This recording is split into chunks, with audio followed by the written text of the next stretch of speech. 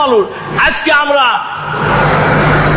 হাদিসের খেদমত, কোরআনের খেদমত, তাফসিরের খেদমত বাদ দিয়া বিভিন্ন জায়গায় দুনিয়ার মোহে চলে যাই। হাদিসের চিন্তা করে দিন ইসলাম জিন্দা করার চিন্তা করি না। আলহামদুলিল্লাহ দিন জিন্দা করার দায়িত্ব।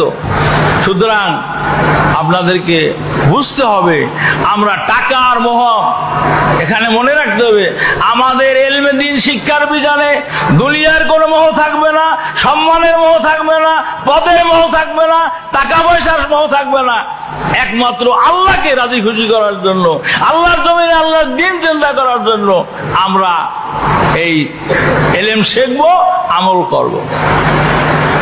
এখানে আপনারা জানেন, হাদিস পড়েছেন যে কিয়ামতের ময়দানে আল্লাহ রাব্বুল আলামিন তিন ব্যক্তির বিচার প্রথম করবেন। তিনজন জাহান্নামী। একজন হইল ইসলাম রক্ষা করতে যে শহীদ হয়েছে ধর্মযুদ্ধে, শহীদের মর্যাদা আপনারা জানেন।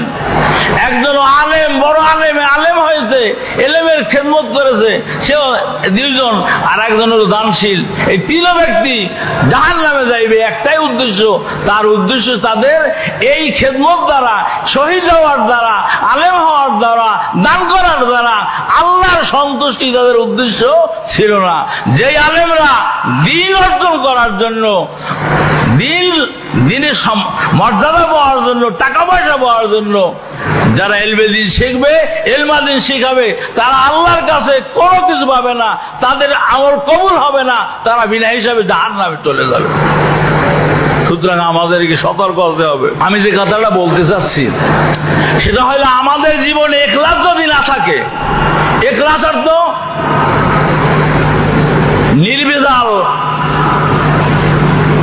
আল্লাহ সন্তুষ্টির ইচ্ছা করা, দুনিয়ার কোনো মোহ আমাদের সবল থাকবে না। যদি ইখলাস না থাকে, রাসূল পাক সাল্লাল্লাহু আলাইহি ওয়াসাল্লাম বলেন ইন্নামাল আমালু বিন্নিয়াতে। এই হাদিসের ব্যাখ্যায়, হানাফি মাযহাবের ব্যাখ্যা হলো এই, ইন্নামা সাওয়াবুল আমালে বিন্নিয়াতে। আমার সকল নেক কাজের আমলের সওয়াব পাওয়া যাবে নিয়ত অনুসারে। যদি নিয়ত আখিরাত হয়, আল্লাহ সন্তুষ্টি হয়, তাহলে দুনিয়ায় ভাগ্যবান, আখিরাতেও ভাগ্যবান। আর যদি নিয়তের ভিতরে দুনিয়া থাকে, টাকা পয়সা থাকে, সম্মান থাকে, দুনিয়ায় ক্ষতিগ্রস্ত, আখিরাতেও ক্ষতিগ্রস্ত। সুতরাং আমি ভাইদের কাছে, আজকে যারা মাদ্রাসায় আমরা সবক নিচ্ছি, যারা খতমে বুখারীর সবক শেষ করছি, যারা মাদ্রাসায় অধ্যয়ন করছি, আমরা আল্লাহর সন্তুষ্টি ছাড়া দুনিয়ায় মানুষের কোন সন্তুষ্টি, আমরা দুনিয়ার কোন টাকা পয়সা চিন্তা করবো না। দিন চিন্তা করার জন্য, আল্লাহর জমিনে আল্লাহর দিন টিকাই রাখার জন্য আমরা কোরআন হাদিস শিখবো, আমল করবো। এছাড়া কোন অন্য উদ্দেশ্যে করলে কিন্তু আমরা সফল কাম হইতে পারবো না। এই ইখলাস যদি আমাদের না থাকে, ইখলাস যদি আপনার থাকে, তাইলে আল্লাহর দরবারে আপনার আমার আমল কবুল হয়ে যাবে। কোরআন মাজিদে আল্লাহ বলছেন সালুকরিউকা ফালা তানসা। সালুকরিউকা আপনার অর্থ জানেন, সালুকরিউকা হে নবী আমি আপনাকে পড়াই দেব, ফালা তানসা আপনি ভুলবেন না।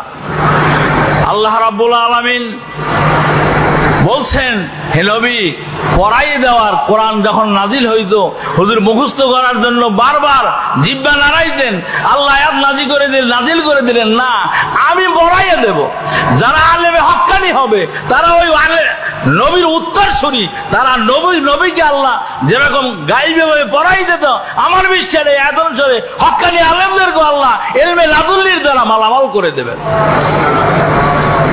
সুতরাং আপনার ইখলাস মানে আপনার জীবন কবুল, দুনিয়ায় কবুল, আখিরাতেও কবুল। আপনি দুনিয়ায় সফল, আখিরাতেও সফল। আর আপনার আমার ইখলাস নাই, দুনিয়ায় ক্ষতিগ্রস্ত, আখিরাতেও ক্ষতিগ্রস্ত।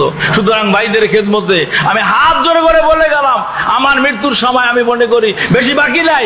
আল্লাহ আপনাদের খেদমতে হাজির করছেন, আমার এই কথাগুলো যেন আমার পরকালের নাজাতের ওসিলা হয়।